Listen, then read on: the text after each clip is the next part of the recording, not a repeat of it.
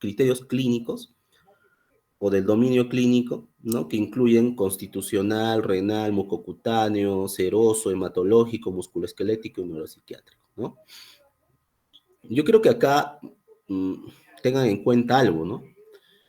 El lupus, por ejemplo, en este caso de los dominios clínicos, no incluye otros órganos afectados que pueden estar presentes en el lupus. Por ejemplo, en el tema neuropsiquiátrico no incluye, por ejemplo, la mielitis transversa, ni la mielopatía longitudinal extensa por lupus, ni la vasculitis intestinal por lupus, por ejemplo, ¿no? Que sí están presentes en lupus, ¿no? O carditis o miocarditis por lupus. O, por ejemplo, una miopatía asociada a lupus. No lo incluyen, ¿no?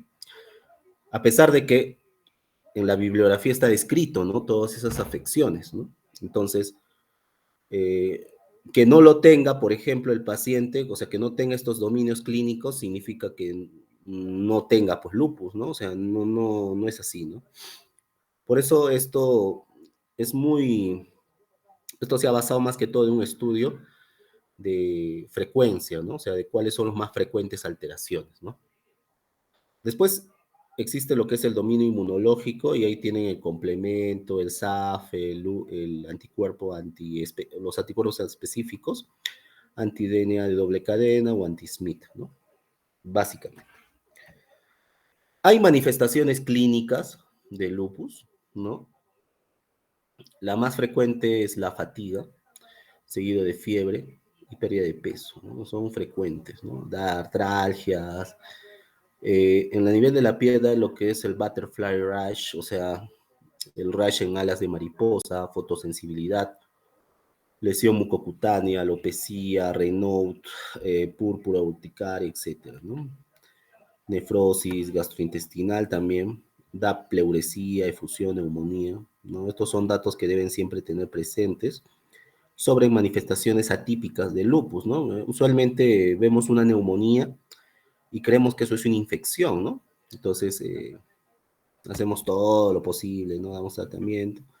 Y al final resulta que era una forma de presentación de lupus, ¿no? Que es la neumonía organizada criptogénica, NOC, ¿no? Que puede ser manifestación de lupus, ¿no? Entonces, pericarditis, cambios eléctricos, linfadenopatía, esplenopatia, etcétera, ¿no? Todo esto asociado al lupus. Acá tenemos todas las manifestaciones que pueden dar el lupus, bueno, al menos las más frecuentes.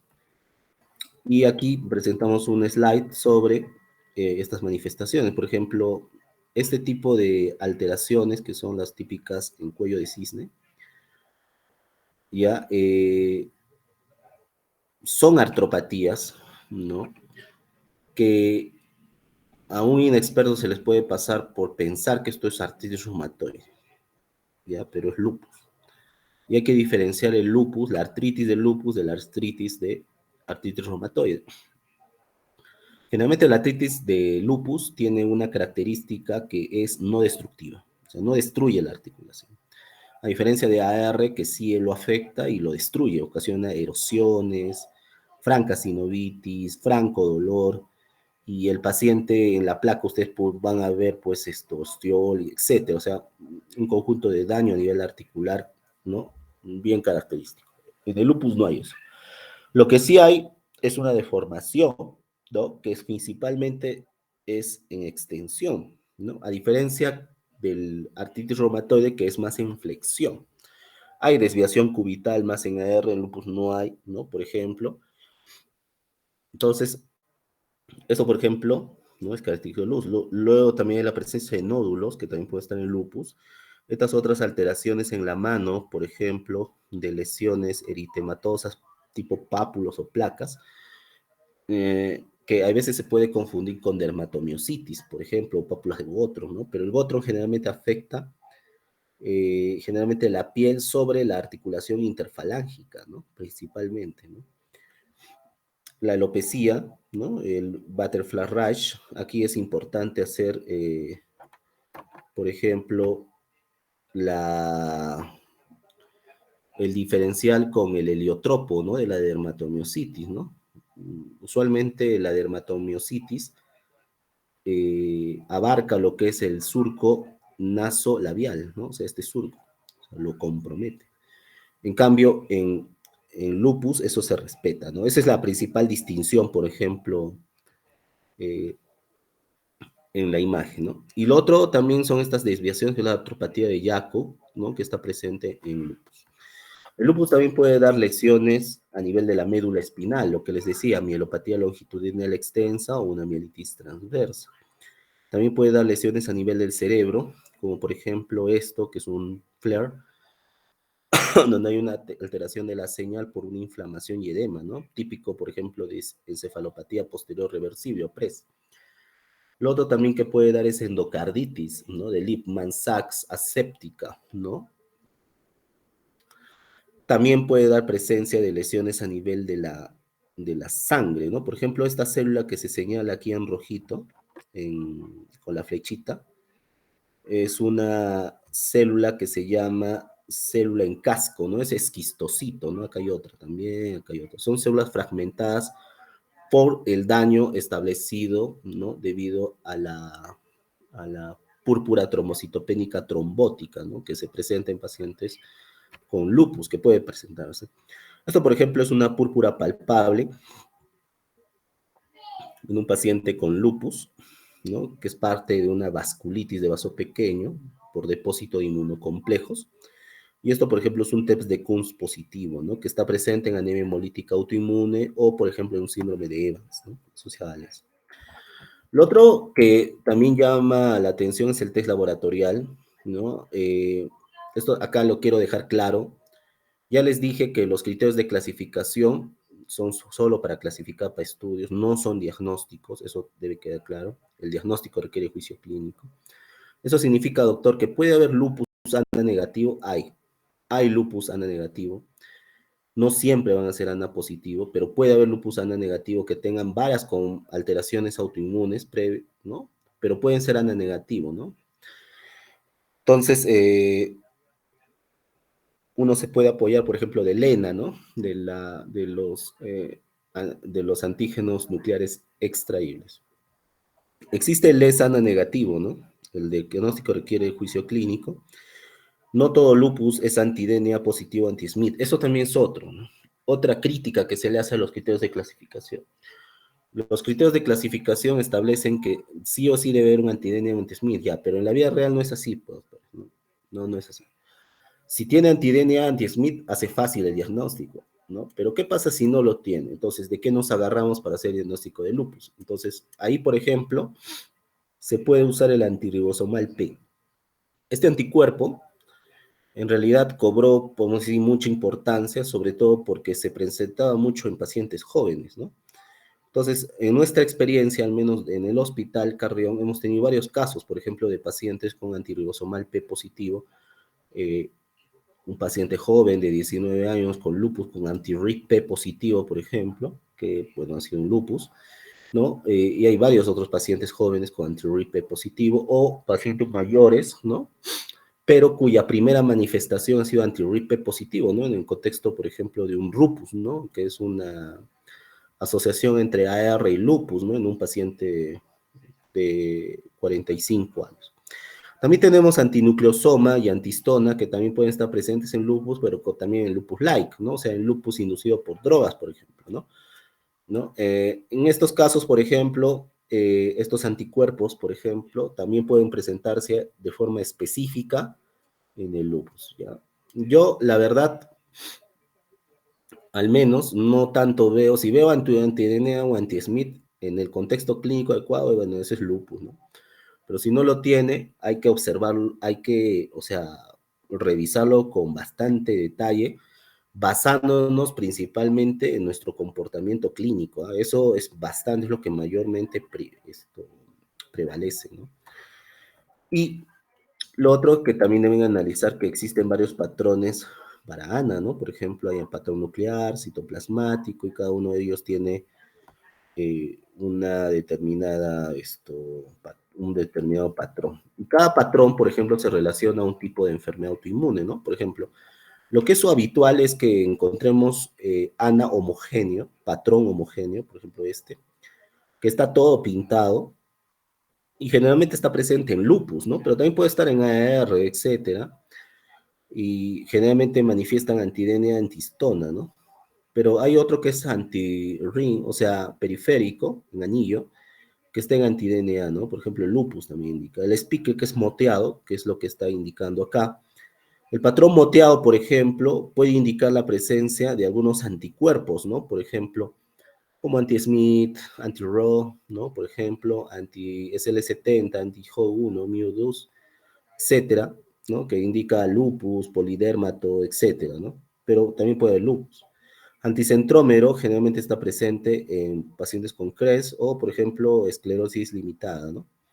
Y hay un patrón nucleolar, por ejemplo, que está también en pacientes con lupus, ¿no? Eso también es muy importante, pero quédense con que va con un homogéneo y un periférico. Los patrones moteados por lo general indican otras enfermedades, pero también puede estar en lupus, ¿no? O sea, tampoco es que no lo estén, ¿no? Sí puede haber.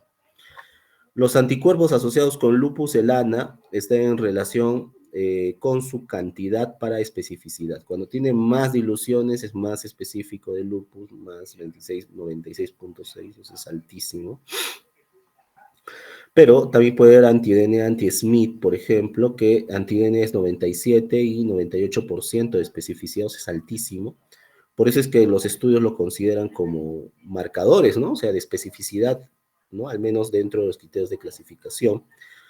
También puede haber, por ejemplo, anti-Smith, que se asocia a nefritis lúpica, ¿no? Anti-Ro, ¿no? Que es anti-Ro SSA o anti-Ro LA, por ejemplo, que generalmente están presentes en Sjögren, ¿no? O sea, pero puede ser un Sjögren, ¿no? Con lupus, pero a veces puede ser la misma manifestación del lupus, ¿no?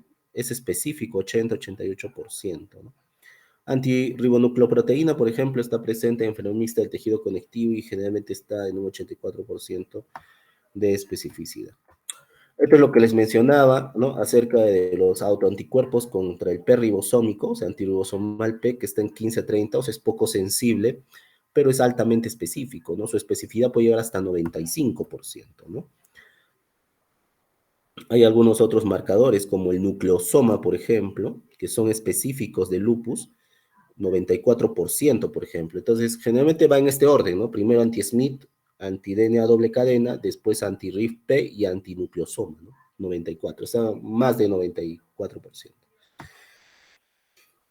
El diagnóstico diferencial de lupus va con todo, ¿no? Ya creo que eso alguna vez les comenté a los estudiantes. El diagnóstico, o sea, es un paciente que el lupus es una gran simuladora, puede simular cualquier enfermedad, ¿no? Y hay enfermedades que pueden tener un comportamiento atípico y que ni siquiera piensas por acá que es lupus, ¿no? Por ejemplo, un paciente que tenga, por ejemplo, una efusión pleural en el lado izquierdo, ¿no? De característica no bien clara, que sea joven, ¿no? Puede pasar primero por pensarse que eso es una tuberculosis, ¿no? Entonces pasa estudios, todo, le dan anti-TB, no mejora, ¿no? Y por ahí a alguien se le prende el foco, ¿no? Y dice, ah, no, no ese que sea lupus, le pide ANA positivo y todo lo demás, ¿no? Entonces pasa, ¿no? O, por ejemplo, el caso de un paciente que hace insuficiencia cardíaca sin causa, ¿no? Le ves el corazón, no tiene mayor cosa, ¿no? Hay un problema valvular por ahí. Eh, y resulta pues que había sido un lupus también, ¿no? Había hecho una valvulitis por lupus, ¿no?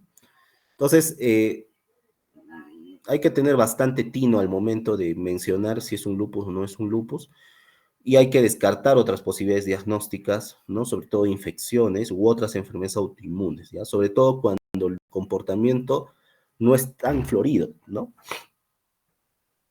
El tratamiento de lupus requiere tratamiento de inmunosupresión, ¿no? ¿Ya?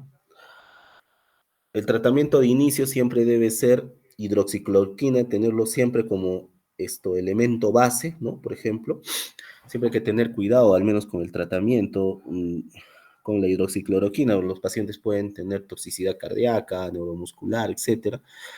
El otro ingrediente importante es el corticoide, ¿no? Que puede estar en pulsos, ¿no? A partir de 250, algunos utilizan a partir de 125, que puede 250, 500, 750, un gramito, ¿no? Y generalmente se utilizan en cuadros de alta actividad con severidad, ¿no? O sea, nefritis lúpica, eh, compromisos neurológicos, por ejemplo, esto, afección, por ejemplo, mesentérica, cardíaca, por ejemplo, que son severos, ¿no? O sea, el paciente puede morirse, ¿no? Entonces, ahí tú requieres una inmunosupresión de alta potencia, entonces le indicas un pulso de corticoides, ¿no?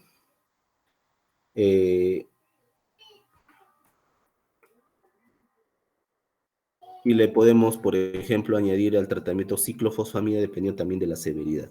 Entonces, si por ejemplo hay compromiso renal neurológico, de arranque entra ciclofosfamida, y generalmente hay que tener en cuenta la presencia de cistitis hemorrágica en estos pacientes, aunque no es habitual.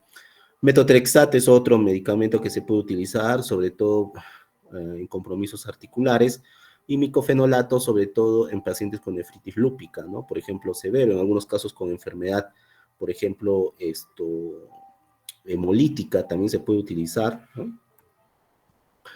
El uso, por ejemplo, de la terapia con monoclonales, ¿no? Que en este caso ellos son tipos de anticuerpos que bloquean otros anticuerpos, o la producción de anticuerpos, tenemos justamente rituximab, ¿no? Rituximab ahora, bueno, ya se ha hecho de uso más común, sobre todo en pacientes, porque ya se considera droga de cierta línea en algunos pacientes, sobre todo con otras enfermedades autoinmunes, pero en lupus, por ejemplo, no está, o sea, tan avalado, podemos decir así, como primera línea, salvo en unas condiciones que, por ejemplo, pueden ser nefritis lúpica, por ejemplo, o, por ejemplo, enfermedad trombocitopénica, ¿no? Por ejemplo, asociado a lupus, ¿no? Que también puede requerir rituximab. En general, el rituximab es un medicamento muy bueno, ¿no? Ahora, bueno, ya está más cómodo con el tratamiento de rituximab. Y bueno, los pacientes se pueden beneficiar del tratamiento en esos casos, ¿no? Bien. No sé si alguien tiene alguna pregunta.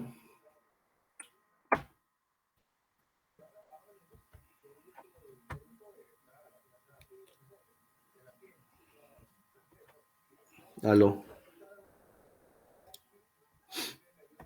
¿Alguna pregunta hasta ahí?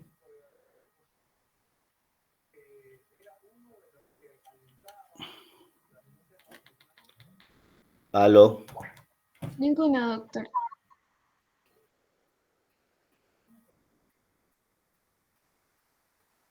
Ya, muy bien. Vamos a pasar al siguiente tema, que es síndrome tifosfolipídico. ¿Ya? Ya, mira. Síndrome tifosfolipídico. ¿Qué es? Bueno, también, pues el síndrome SAF es una enfermedad sistémica también, ¿no? Entonces, ¿qué son las enfermedades sistémicas, no? O sea, ¿cuál es la definición de enfermedad sistémica? Es cualquier enfermedad que tiene como afección dos o más órganos de forma simultánea o secuencial, ¿ya?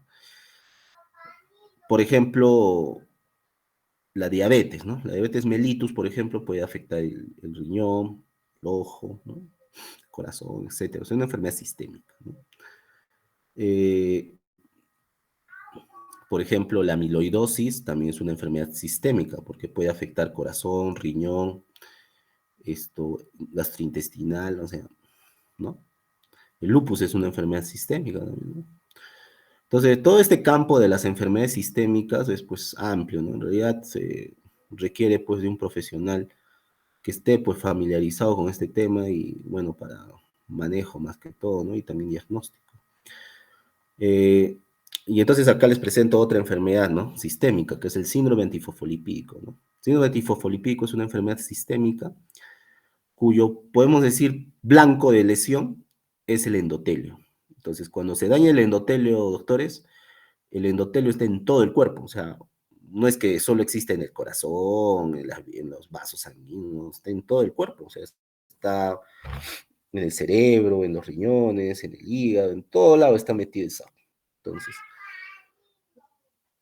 eh, lo que, lo que hace pues el SAF en sí es una afección multisistémica que se caracteriza principalmente por trombosis, ¿no? Esa es, podemos decir, una de sus manifestaciones, ¿ah? No es la única, ¿ya? O sea, puede dar otras manifestaciones.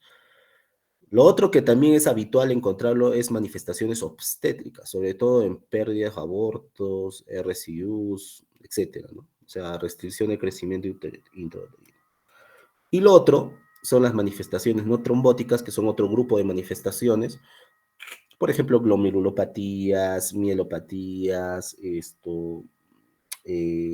trombocitopenia, valvulitis, daño miocárdico, etcétera. O sea, puede haber, ¿no? Entonces, estas manifestaciones tienen que estar asociados a la presencia de anticuerpos antifosfolipídicos, ¿no? Entonces, como vamos a ver, estos anticuerpos tienen que ser, por ejemplo, diagnosticados, ¿no? De forma secuencial en el tiempo, ¿no? Con una separación de al menos 12 semanas, ¿no? Entonces, tenemos el término persistente, ¿no? Entonces, un ratito, doctores, me están llamando.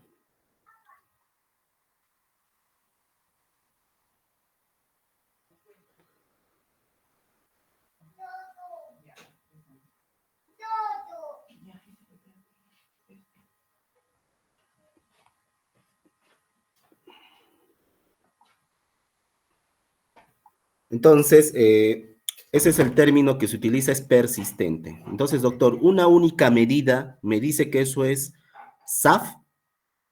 Entonces, ahí es siempre la duda, ¿no?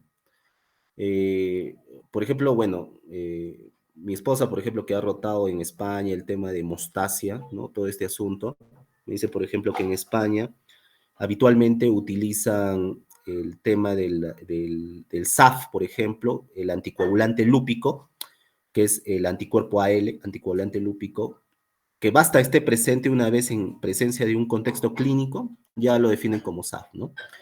Pero si ustedes, por ejemplo, se van a estrictamente la guía, ¿no? De práctica, de la EULAR, etcétera, ahí requiere que sí o sí esté presente con 12 semanas de separación la persistencia, ¿no? Entonces se requieren dos medidas, ¿no? Entonces, en realidad, eso dice la EULA, que es Asociación Americana, el europeo, por ejemplo, no tiene esa misma medida, no tiene ese mismo, no tiene esa misma, es,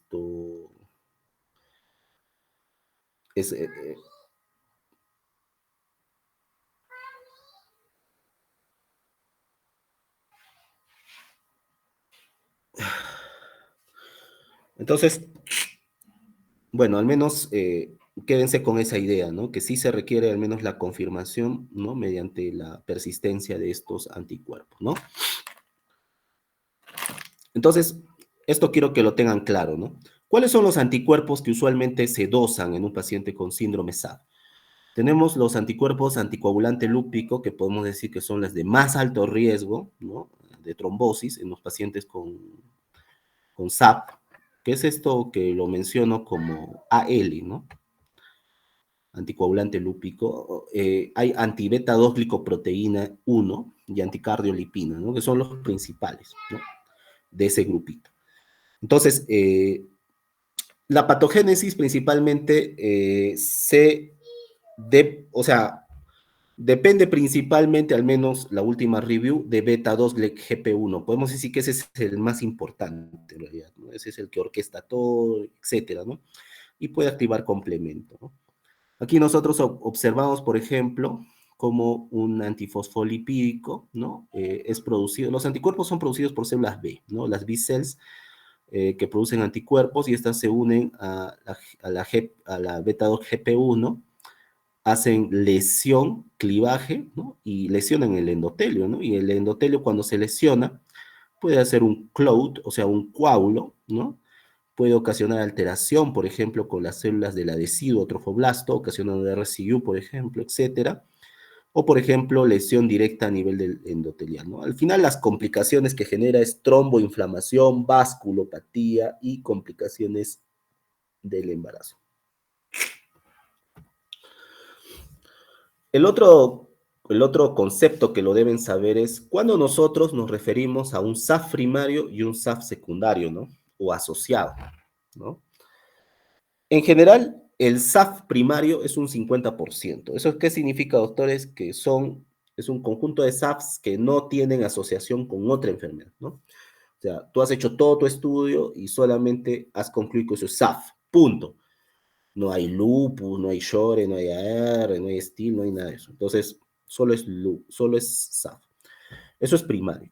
Pero cuando hay una enfermedad autoinmune asociada, por ejemplo, lupus, ¿no? Que puede estar en un 35% de pacientes, eso significa que eso ya se considera como asociado. O sea, de todas las asociaciones que puede tener el SAF, la más frecuente con lupus, ¿no? Eso es lo que nos dice esto, ¿no? Pero cuando está asociado a lupus, tienes manifestaciones de lupus. O sea, por ejemplo, puedes tener artritis, artralgias, por ejemplo, caída de pelo, ¿no? Serositis, que no es habitual encontrarlo en SAF, sino en lupus. Entonces, ahí sí ya se dice que es un SAF asociado al lupus. Bien. Estos son los criterios de clasificación, ¿no? Esto yo quiero que lo tengan presente porque claramente te explica, ¿no? Que classify as antiphospholipid syndrome for research purpose if there, ¿no? Are at least 3 points from clinical domain. O sea, ¿qué te dice? Lo clasificas como síndrome antifosfolipídico para propósitos de investigación. Eso es lo que volvemos a decir, no es un criterio diagnóstico, sino es un criterio de clasificación. Entonces, ¿qué te dice el criterio de clasificación? Te dice que tienes que tener documentado al menos un criterio, un dominio del criterio clínico más presencia de anticuerpos antifosfolipídicos, ¿no? Muy bien.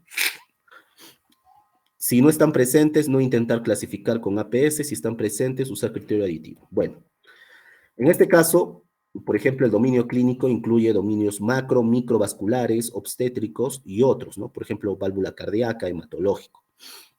Y es lo que les comentaba, ¿no? Trombocitopenia, por ejemplo, es parte del dominio clínico. Y esto habitualmente ya los hematólogos lo saben muy bien, ¿no? Hay pacientes que tienen SAF, por ejemplo, o pacientes que tienen trombocitopenia en realidad, ¿no? Inmune, ¿no? Lo que llamamos PTI, ¿no? Púrpura trombocitopénica inmune, que pueden estar pues meses, ¿no? Meses, pueden estar años con ese diagnóstico y, y cuando debutan o dentro de su evolución se hacen los estudios, se puede detectar porque hay anticuerpos antifosfolipídicos. Entonces resulta ser que este paciente tenía un SAF, o sea, es un síndrome antifosfolipídico, pero cuya manifestación ha sido una púrpura de trombocitopénica inmune. Entonces, por eso es que les menciono que el SAF no piensen que solo es trombosis, puede solamente debutar con PTI, ¿no? Por ejemplo. Hay veces también puede detectarse de forma incidental lesiones en válvula cardíaca, que eso es característico de síndrome antifosfolipídico, ¿no? Puede haber valvulitis, puede haber, por ejemplo, estas lesiones que se llaman vegetaciones, que es endocarditis Lehmann-Sachs, que pueden estar, por ejemplo, en pacientes que tienen síndrome antifosfolipídico, ¿no? A diferencia del lupus, el lupus generalmente da manifestaciones más floridas, ¿no? Y alguna de esas resulta ser corazón, pero el SAF puede no tener nada, ¿no? Y uno se da cuenta, ¿no? Cuando le haces un ecocardio por alguna otra razón, un dolor de pecho, etcétera, y detectas una endocarditis, ¿no? Entonces, pueden ser incidentales, a veces pueden ser manifestación de otra enfermedad, por ejemplo, un stroke, ¿no? Etcétera. Y acá tienen los dominios micro-macrovascular, que son parte obviamente de las lesiones de vaso sanguíneo, caracterizados por trombosis, o sea, trombosis arterial venosa. También puede haber daño microvascular, ¿no? Y acá quiero que me pongan bastante atención, ¿ya? Porque esto sí es interesante. Hay otra manifestación que se llama livedo racemosa, que es una manifestación del SAF, principalmente a nivel cutáneo, que tiene la característica de parecerse así como una red, ¿no? Pero incompleta, no es como el livedo reticularis, ¿no?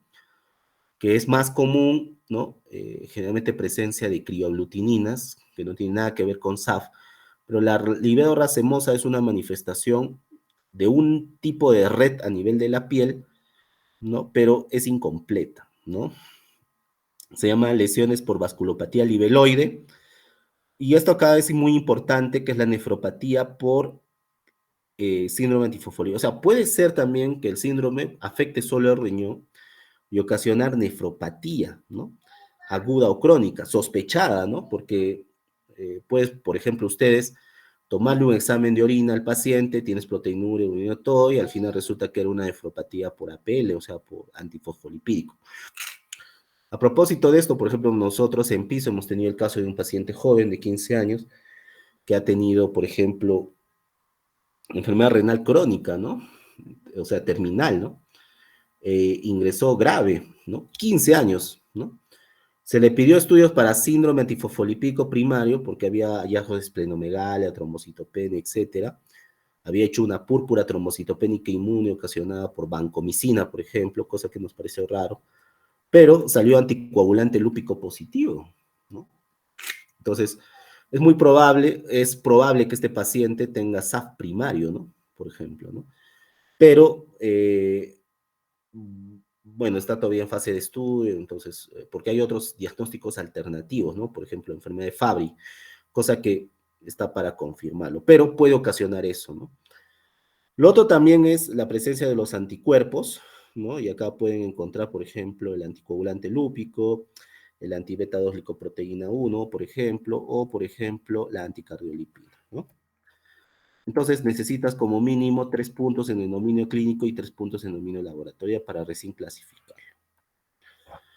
Las manifestaciones pueden ser variables: stroke, epilepsia, demencia vascular, Buchiari, ¿no? Trombosis, etcétera, ¿no? Ahora, bueno, les comento otro caso que, bueno, ha estado con nosotros, que fue la señora Ivonne, una paciente, por ejemplo, de 45 años, 50 años, que fue evaluada, por ejemplo, en un inicio por púrpura trombocitopénica inmune, sin etiología, ¿no? En el IREN, cuando todavía las hematólogas trabajaban ahí. Entonces, esta paciente hace todos sus estudios, ¿no? Y lo que llamaba la atención es que después le hace diagnóstico de lupus, hace menos de un mes, ¿no? Miren, ha pasado ya un año, más de un año, y recién se ha llegado al diagnóstico de lupus, ¿no? Ahora, ustedes dirán, pero doctor, capaz al inicio tenía lupus. La verdad no lo sé. La verdad no lo sé, tendría que ver toda la historia de un inicio, porque parece que ese diagnóstico se le hizo en el IREN, ¿no? O sea, habría que ver la historia del IREN, ¿no? Pero al menos aquí ya se ha confirmado que eso es lupus. Y lo que llamaba la atención eran las lesiones en cerebro, porque cuando se le hace una resonancia tenía lesiones de microvasculares, de infarto, ¿no? Múltiples. Entonces, eso se ha enfocado como una demencia vascular, o sea, como parte de una vasculopatía, y se le pidió el SAF y salió positivo la anticardiolipina. Entonces, o que la paciente síndrome antifosfolipídico asociado al lupus es altamente probable y tiene lesión en cerebro, probablemente secundario a eso, o sea, resulta pues que en realidad tenía SAF secundario, SAF asociado al lupus, ¿no? También tiene livedo reticularis, puede haber anomalías en la gestación. No sé si acá se ve bien que hay unas lesiones como parecen un enmayado, ¿no? Como si estuviera marmoleado la mano, ¿no? La piel de la mano, ¿no? Eso es característico de SAF, pero también puede haber livedo racemosa, ¿no?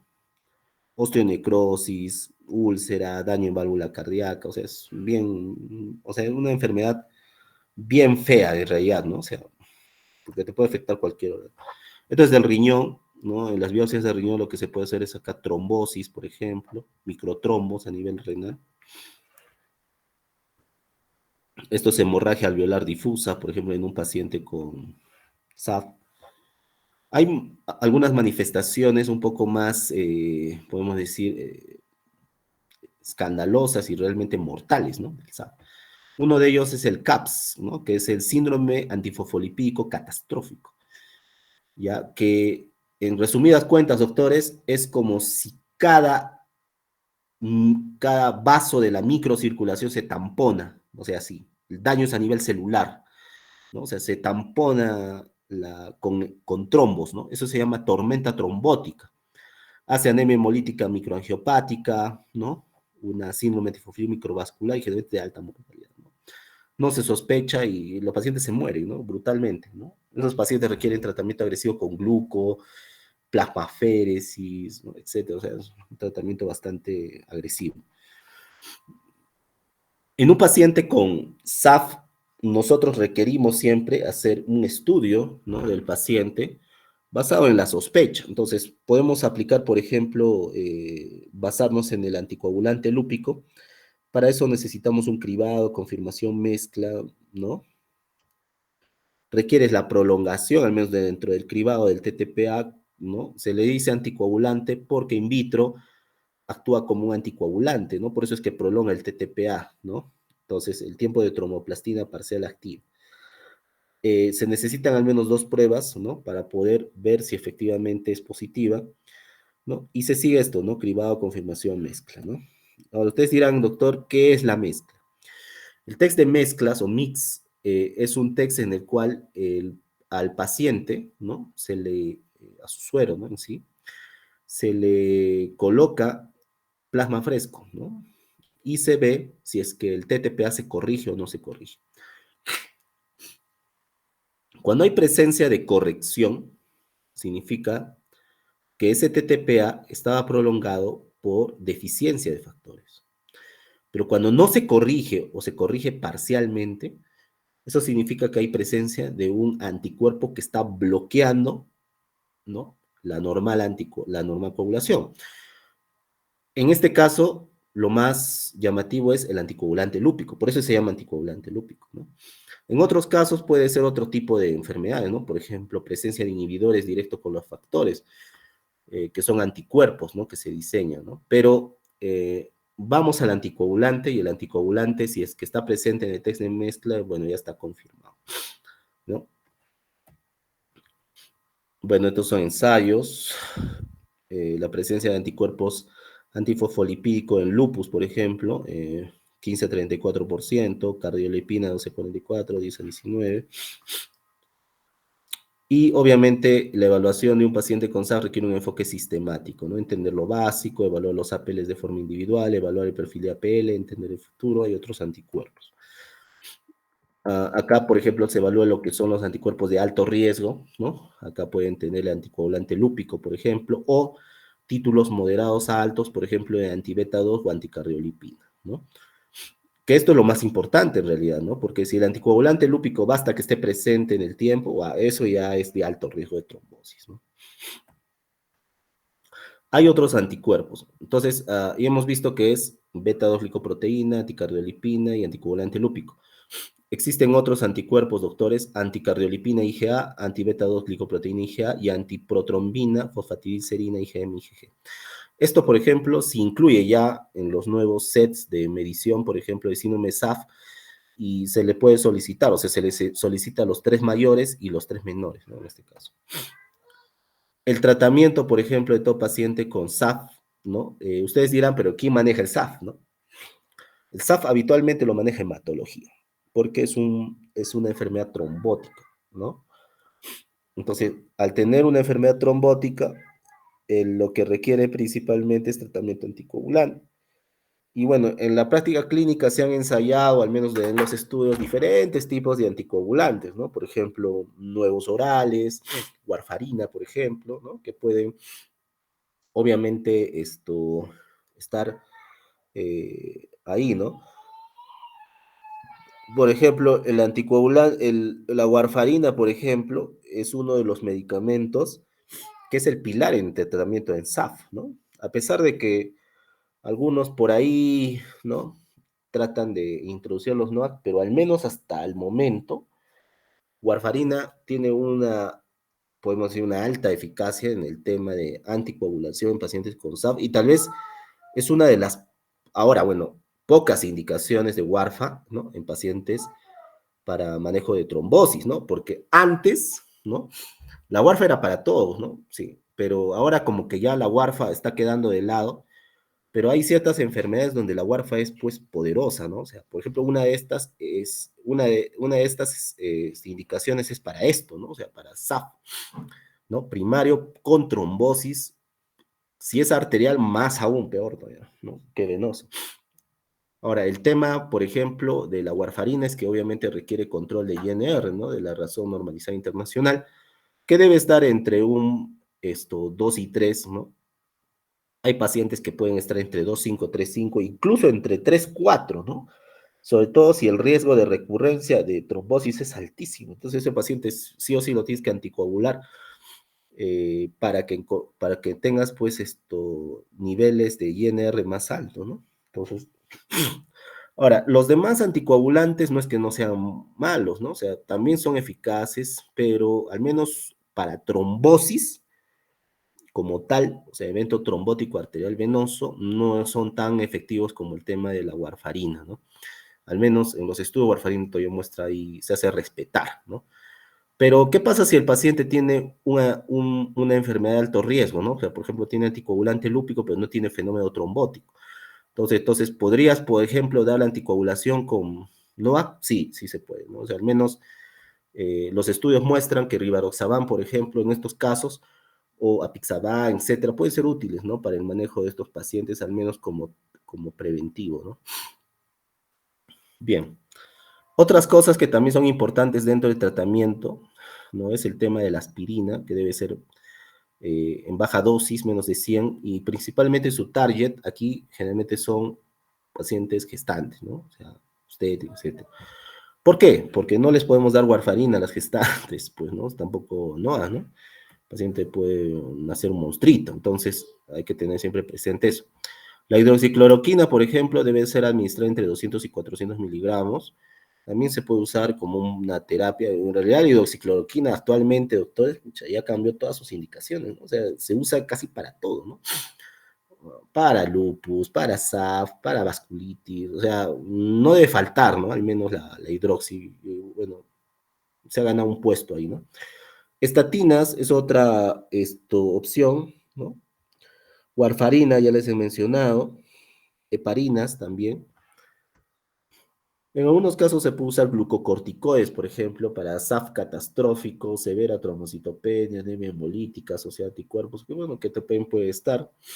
Globulina inmune intravenosa, por ejemplo, como segunda línea para SAF catastrófico.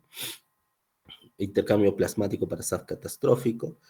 Algunos inmunomoduladores como asatio, micofenolato para trombocitopenia o inmune, nefropatía por APL se puede utilizar. Sirolimus, por ejemplo, necesita más data. Rituximab se puede usar para trombocitopenia, por ejemplo, inducida, ¿no? ¿no? Igual que el lupus. Eculizumab es un inhibidor del complemento, ¿no? Que también puede ser útil en APS, ¿no? Bien, no sé si alguien tiene aquí una pregunta.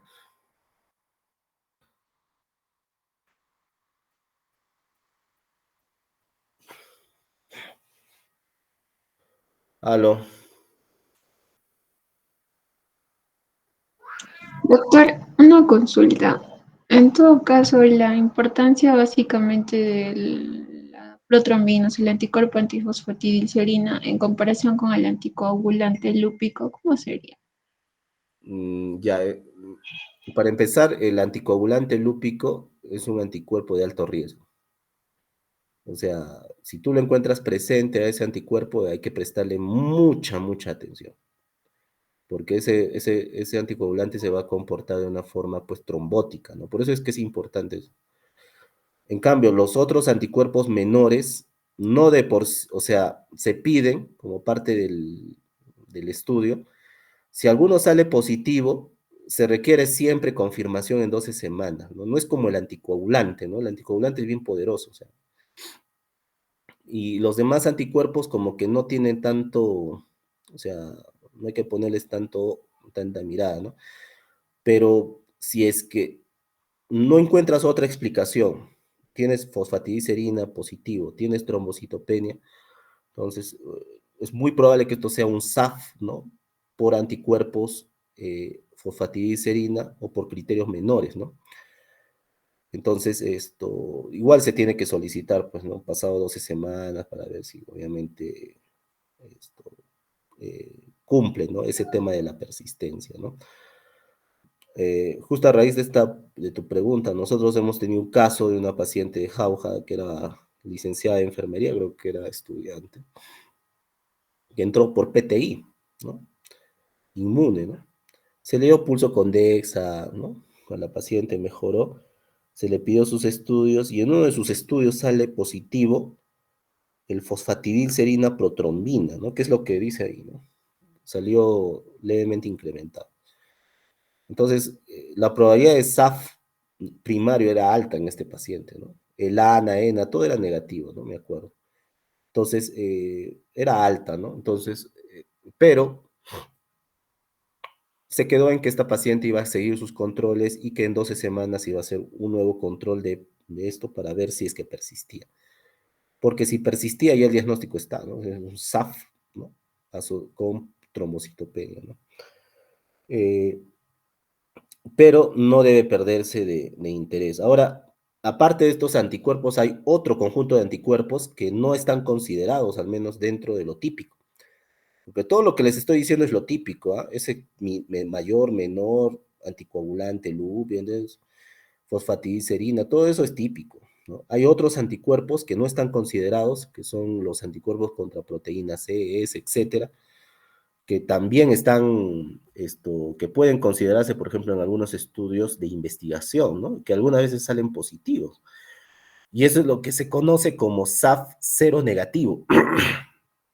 O sea, usted ya, ¿qué pasa, doctor? Tengo un síndrome antifosfolipídico sin anticuerpos mayores ni menores positivo. Entonces, pero si tú, por ejemplo, tienes una opción de hacerle un estudio clínico al paciente, le pides otros anticuerpos que no están consignados ahí y salen positivos, tenés un SAF cero negativo.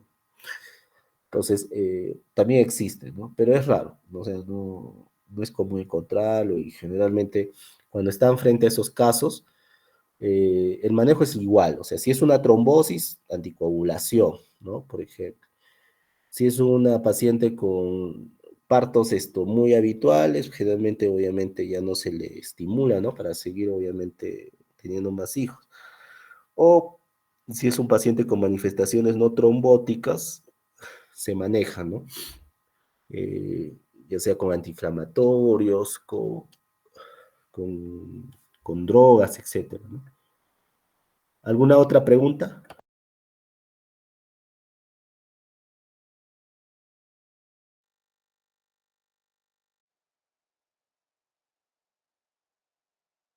¿Preguntas? Doctor, una consulta. Me gustaba hablar de la hidroxicloroquina y sus usos, pero ¿hay alguna contraindicación y en qué dosis deberíamos usar este fármaco? Bueno, la dosis habitual es de 200 a 400 miligramos, ¿no? Y se debe usar por kilo de peso. ¿Ya? Usualmente yo uso 200, los reumatos creo que usan 400, por ejemplo. Eh, pero hay que tener cuidado, ¿ya? O sea, la hidroxicloroquina puede ocasionar retinopatía, cardiopatía y miopatía. Entonces, generalmente estos pacientes tienen que ser sometidos a un chequeo siempre con oftalmología para ver si no hay alguna lesión atribuible a hidroxicloroquina, ¿no? En nuestra población no es habitual, ¿ah? Esas reacciones son más documentadas en pacientes blancos, ¿no? O sea los de Europa, ¿no? Y bueno, no sé si tienen otra pregunta.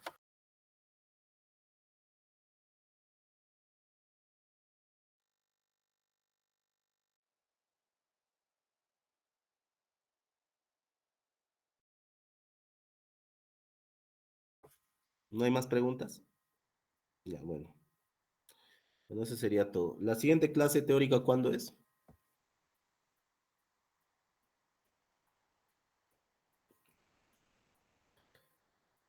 Aló, ¿cuándo es la siguiente clase teórica?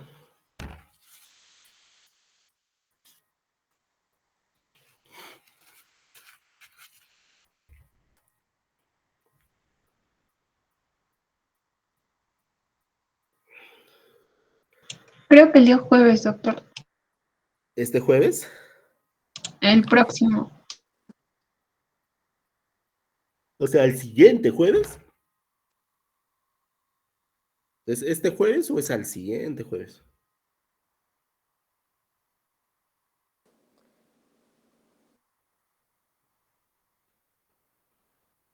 A ver, doctores. Bueno, ya me pasa Tenemos, la voz, pues. Si va a ser este jueves o va a ser al siguiente jueves. ¿Ya? para poder de una vez por todas ver, pues, ¿no? Ojalá que ya para ese tiempo ya esté más recuperado. ¿Ya? Bueno, listo, doctor. Eso sería todo. Cuídense. Hasta luego.